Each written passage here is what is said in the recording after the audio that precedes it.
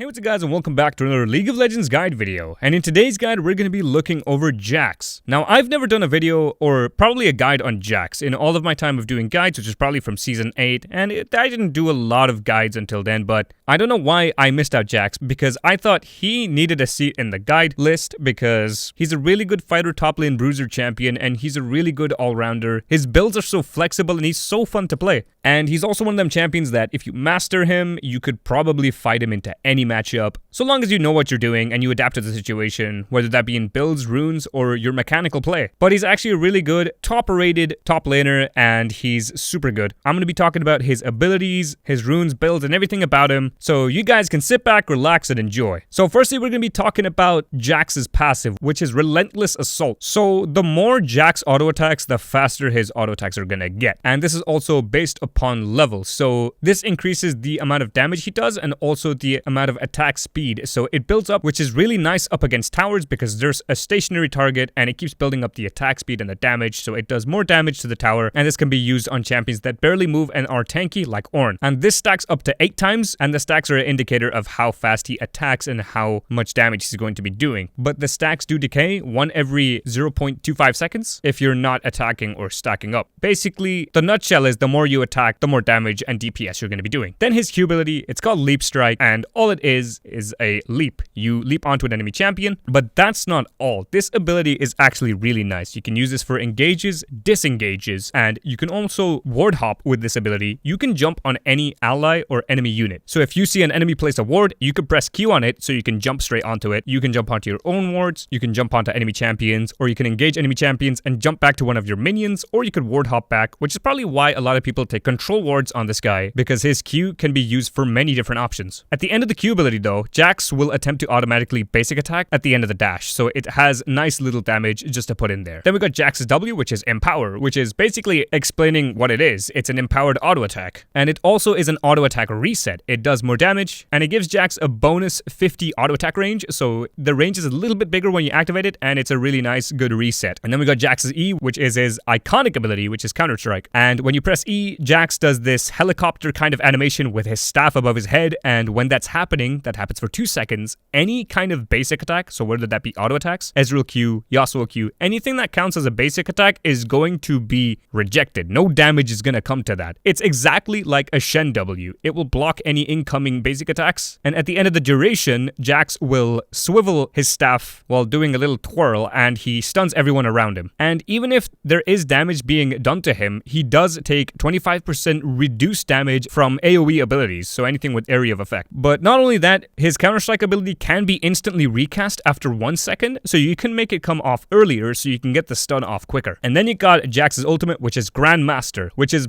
pretty much an entire buff to JAX. So when JAX hits 6, the passive he gets is his third auto attack is going to do more damage, and it has a different animation. He has a additional animation for when he does a third auto attack. His first 2 attacks are going to be stacked twice, and then his third auto attack deals bonus magic damage and consumes all the stacks, which is probably why a lot of people build Gunblade, and with the old JAX, a lot of people built AP with him. But the actual active of the ultimate is JAX gains bonus armor and magic resistance for 8 seconds. So it's just a pretty much overall buff to JAX. It makes him nicely sustained in fights. When he's fighting, he can use the ultimate to take a lot less damage and just stick onto enemy champions. So that was pretty much JAX's abilities in a nutshell. We're going to move over to his summoner spells. So his main summoner spell is TP. Mostly, you will always take TP, but TP and Ignite are his 2 options opposed to Flash, because Flash is your main summoner spell that you're always going to be going no matter what, but Ignite is good to take into enemy champions that you can shut down pretty early and that are hard to get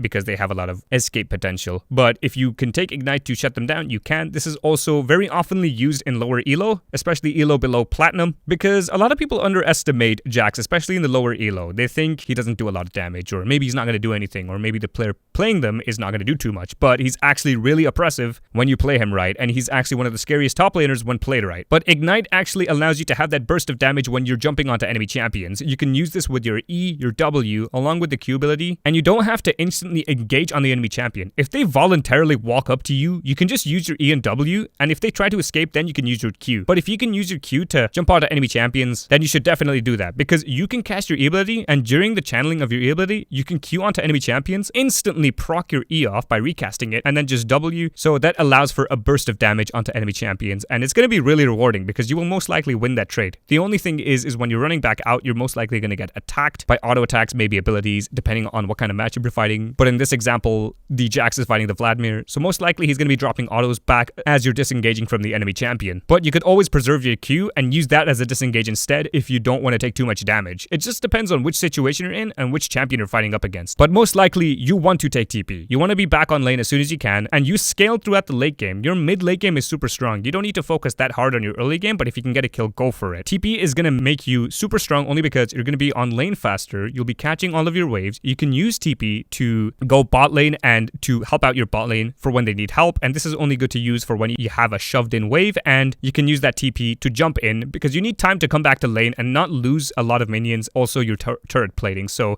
TP is most likely going to be the high-end, high elo option because you can do so much more with TP because it's more team orientated along with yourself, and you don't need a night late game. You can pretty much 1v5 if you're fed enough, because the amount of sustainability JAX has later on in the game is just insane because of the amount of DPS he has and the utility he has in his kit. So now that we talked about his summer spells, we're going to be jumping into the runes. So for the main runes, what everyone nowadays is taking is the inspiration tree. It's been so popular and it's been really strong for nearly all of the champions, but you'll be going precision going into Conqueror because you want all that healing and all of that damage. Then you want to go Triumph so you can survive kills for tower diving and any other things, especially like team fights. Legend Alacrity is really nice to have for the DPSing amount, because it combines really nicely with your passive. But you don't have to take Legend Alacrity. You can always go Tenacity as well, depending on who you're fighting on top lane. So if you're fighting someone like Kled, maybe you want something like Tenacity because he will CC you quite a bit with his little bear trap ability. Maybe other champions as well like Ornn, because he'll knock you up and it's going to do a lot of damage with the amount he follows up with. Then you want to go Coop for enemies that are pretty squishy on the top lane. Maybe people with the same amount of health as you, or people that don't get really tanky really fast. Otherwise, you can take Last Stand into enemy champions because they're most likely going to have more health than you. If we're fighting a Scion or a Ornn or maybe a Maokai, you definitely want to take Cut Down. Otherwise, if you know you're always going to be in clutchy situations where you can do so much damage with low health, you want to take Last Stand. And then Inspiration, being the popular tree is, you can go Time Warp Tonic and Biscuit Delivery because you're going to be building a Corruption Pot, which is going to sustain the mana you have, which makes you more pokey, so you can jump into enemies more often and you can sustain up. And then for the mini runes, you want to go Attack Speed, Adaptive Force, and then you can go Armor or Magic Resist depending on what matchup you're fighting into. But this is pretty much the bread and butter of the runes. If you want to go something more broad, you could always go Grasp of the Undying or Aftershock, but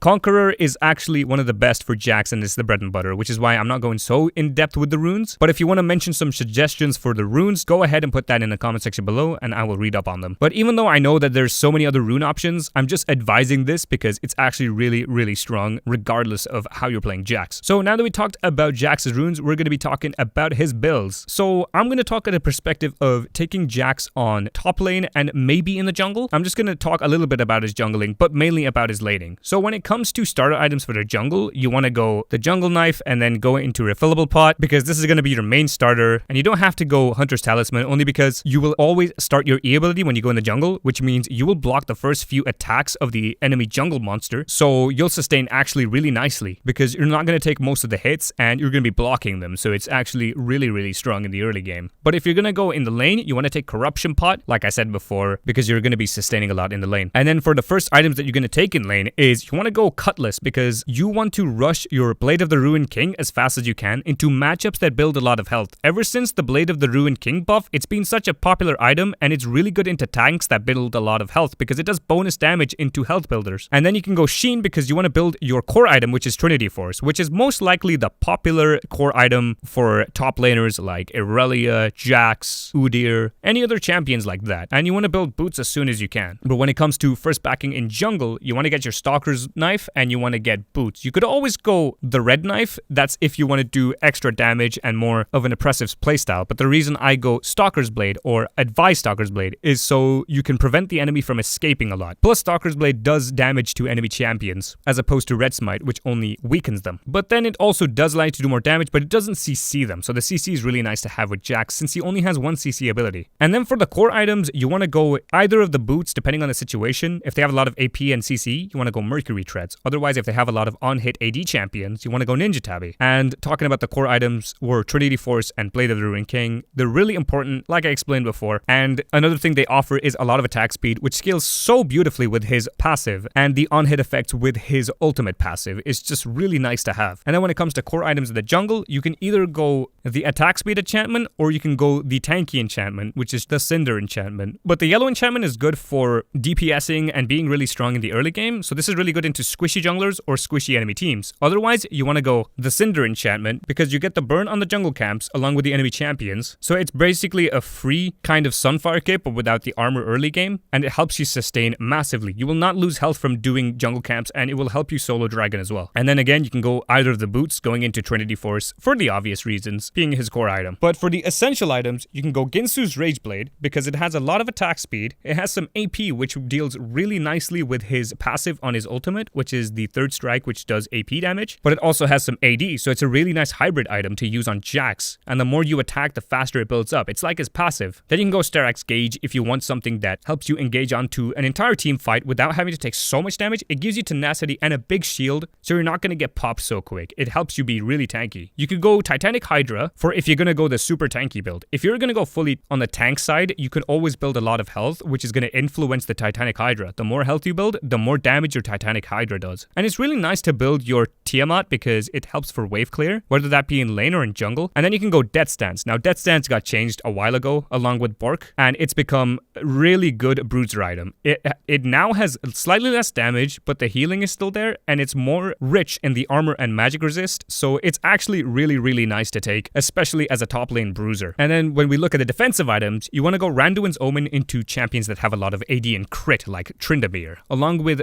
having to defend against the ADC later on in the game. This is super good into champions like Vayne. Then you want to go Thornmail. This is going to be super good into champions like Irelia because she'll be healing a lot with her Conqueror stacked with her passive, along with champions again like Tryndamere, or with champions that just have a lot of attack damage along with healing. Wit's End is super good when you're fighting against mages or AP tanks that are really hard to kill like Maokai. This is super good against Maokai because you will heal when you're below 50% health, and you also have the magic resist, and you attack really fast just from having this item as well. So it's really good to have for when they have a lot of AP. And if they do have too much AP, for champions like Brand, Annie, maybe Cassiopeia or Teemo, anyone with a poison as well, you want to go Adaptive Helm because it reduces the amount of damage from consecutive spells that are used consistently. And then you can follow it up with a Spirit Visage for the extra sustainability, which will combine nicely with the Wit's End, or even a lifesteal item like Blade of the Ruined King or Death Stance. And then for situational items, if you end up fighting someone that's really tanky and you end up having an alternative instead of having to build your Triforce, you could always go Black Cleaver because JAX can actually proc Black Cleaver really fast and cause the armor reduction to happen really fast in enemy champions as well. This will be super useful into champions like Sion, but also in the late game you do have the option to take Guardian Angel to make you more of a really strong oppressive champion. The moment you go down, you can get straight back up either to get out or to go heal or to even jump back into the fight to resustain and to just be more of a threat, because a lot of people will be more scared of you knowing that you have GA, especially with your team there, because the moment you die and resurrect, your team are going to be there to save you.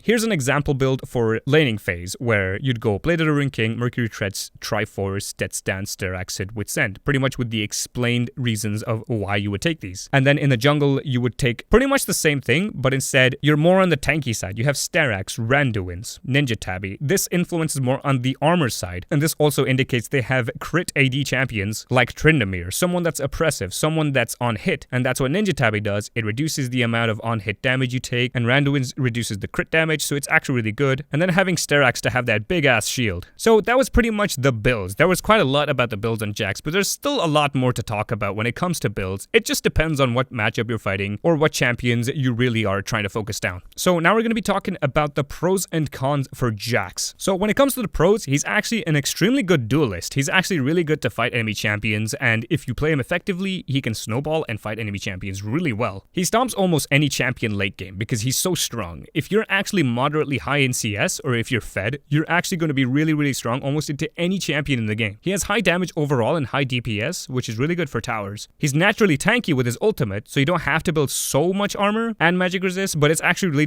really nice to have because it's an added bonus to what you already have. He can ward hop and hop on ally units for safety, or you can use it for jumping onto enemies. He has a strong gap close and disengage, which is his Q ability if you use it effectively. He clears jungle nicely while sustaining due to his E. His E is actually really strong, like I said before. It blocks a few attacks before you actually start getting hit, which is really big for something in the jungle. But when it comes to the cons, he's actually very squishy early game, so you gotta utilize that until he unlocks ultimate. He's actually really weak at wave clear. He doesn't have any source of wave clearing in AoE unless you use his E ability, but that's not very nice and effective to use because his E ability is very important to use as CC. It wouldn't be nice to use to then have a jungler come run up to you after clearing the wave and then die because you don't have your E ability. He suffers greatly into ranged matchups that can be played safe and that keep a safe distance. For champions like Quinn, she's a really oppressive top laner that's going to be doing a lot to you because if JAX jumps onto her, she can always use her E ability to kick you back and you can't jump back on her because it's followed up with a slow. He's difficult to master. Like I say this about all champions, especially like bruiser champions, he's gonna be difficult to master, though he's easy to pick up. Falling behind also makes it hard to snowball and to be useful in team fights, so if that does end up happening, you have to focus on getting shutdown gold or split pushing or just being useful in team fights by knowing in what way you can be useful, whether that can be CCing a whole team even if you are fully behind, or something that will entirely help out the team. You don't need to have to throw yourself in all the time though, you just need something that will help you get back into the game. But it's going to be very hard depending on how far back in the game you are, but don't let that discourage you because there's always a way to get back. So that was pretty much JAX's pros and cons. So firstly, when it comes to the beginning of the game, let's say you're starting off in top lane, you want to focus on CSing, and any opportunity you can get to hit the enemy champion, whether that be trading with your W, go for it. If you're fighting someone like Nasus and he walks up to minions, you want to punish someone like him very hard. Do not let enemies like Nasus stack, do not let enemies who can CS so easily but also be punished so easily get away with it. You can punish champions like Nasus so easily. The moment he walks up for a minion, you could always W him, have your E ready, and if he does actually go for the minion, you can then stun him, and then if he does attempt to flash away, you could always use your Q to chase him down. You don't have to use your Q straight away because he's likely going to walk up anyways. And for champions who are very greatly rewarded off minions, you want to freeze against them, so it makes an opportunity for your jungler to come and gank them. And JAX is super strong when he freezes the wave. He's actually really strong because he has all the priority, and you can also get the ally jungler to come and gank them. Even if the ally jungler has the greatest opportunity and doesn't take it, do not be so salty about it because we do know that there are some junglers out there that there are opportunities for and they do not end up taking it, and it ends up costing the game sometimes, or maybe it just costs the lane, or maybe it wasn't just as bad but you just thought he just needed to have to get the kill. But what really matters is having that consistency of freezing the wave and having the enemy laner pushed up to you while you still winning trades, because if you maintain this habit, it's actually going to be really good for your future games. Not all junglers are going to be bad, so you can't always, blame the jungler in every game like we always do. So it's nice to have that consistency up. So do your best to keep up that same strategy and also make sure you engage the enemy champion when you seem fit, because not every game is going to be easy with JAX. There are going to be some games, some ups and downs, and you're going to have to fight a lot of champions to figure out who counters you and how you can deal with champions like that. That's the form of how you're going to master the champion like JAX. But when it comes to mid game, you want to look to start getting objectives like Herald and everything, and if you do find an opportunity to roam and deny enemy jungle, you should do that if the enemy top laner is pushed up, and to make sure that there's no vision around there, because there's likely going to have vision around the Herald, so you want to go check that out. Maybe get some control wards down, maybe some Oracle, or maybe you can get an opportunity on mid lane, because usually what happens is if a top laner is pushed in and if your ally jungler is seen on bot lane helping the bot laners out, the enemy mid laner is going to get comfortable knowing that the jungler on our team is on bot lane, so they're going to feel safe and they're probably going to engage the mid laner. That's where they make a mistake and you can catch them out for that mistake, you can jump onto the mid laner and take advantage of the fact that they got comfortable knowing that your jungler went bot lane. So that can always happen as a situation as well. So mid game is going to be your big decision making time. But if you don't really get the chance to do any of that, you want to keep freezing the wave and killing the enemy laner. The moment you kill the enemy laner, you want to shove in and get the tower as fast as you can, because JAX shreds the tower really fast. And then when it comes to late game, this is where JAX kind of shines. This is where he will pretty much take on anyone in a fight. Obviously, you're not going to jump in 1v5 unless you're really fed, but he's really good to engage with, flank with, and to jump onto the front line with. Not only that, he can jump on the back line effectively and do damage to him, but you're also going to have your teammates with you. You can't just jump in willy-nilly without your team. You're going to have to wait for them and actually jump in, because if they have a champion like Vayne or someone that has a lot of CC and they just condemn you to the wall and you're just dying because you went in carelessly on your own, then that can be a very big mistake. But if you're going into champions that there are less of, you could probably 1v2 the bot lane, depending on how fed they are. If they're not that fed, you can jump in on the bot laners and take them on both yourself. And if nobody can get onto the back line, it's going to be your job to get on the back line, because you're the main engage. And if your mid laner can't do it, you're going to have to do it. You're going to have to try and do it, because then those team fights are not going to go out so well. But if you're not winning team fights in general, JAX is really strong at split pushing, so you should take advantage of that. So you can draw away some of the pressure from the team fight by going to split push and drawing someone, forcing them to come to top lane to clear. By the time they do that, you can always rejoin the team fight to go kill someone. Otherwise, you can stay there, kill that enemy laner if possible, and then you can rejoin the team fight. It'll end up being a 5v4 if none of your allies died. If they did end up dying, this is where the big decision is going to come in, whether if you can kill the enemy laner, you should regroup, or that if you should back entirely and go to your team, or maybe tell them to reset. This is where all the big decisions come in, and it's really hard to dictate because it depends which champions you're fighting against, who's actually there, and what opportunities you can take. But usually, JAX will mostly win all the team fights, but if it does actually get to a situation where you're behind, split pushing is going to be a really good option, because CSing is going to be more important than anything when you're behind, unless you're valuing shutdown gold, which is really important too. And remember, you can always solo Herald, so if you do end up finding the opportunity, if you push in top lane and deny vision, and mid lane is pushed up, and if you see the jungler elsewhere on the map, Herald is all yours. It's really easy to fight. All you have to do is keep hitting the eyeball that keeps appearing, and you get free Herald. But most likely, you want to use that to split push, and then you want to see if you can get any opportunities to close out the game. So that was pretty much a lot of information on JAX. If you guys have any other information on JAX that you can include for the comment section, please put it down, and I will pin your comment for the best comment for the best advice that is put there. If not, then put something that you liked about the guide, and I will also reply and like the comments, because I always love just sitting and reading some of the comments that you guys put. It's very supportive. You can be very critical. I really don't care, because it's all the information that's going to help everyone as we have our little community, because I always love seeing the comments and having to see that we're all helping each other out. So big thumbs up to you guys. And speaking of thumbs up, let's try to hit 100 likes for this video. And if you're also wondering where the combos part of the guide is, I have segmented this in a different way where it saves me time and makes it easier, along with not having to prolong the video. So I'm gonna make a separate video following up to this video, which I'll link at the end, so you can go watch that to see the combos, tips, and tricks for JAX, so you can kind of see it in action, just so you can actually get a better insight on it. So anyways guys, thanks for watching, and I hope to see you guys in my next video. Peace guys, and see ya.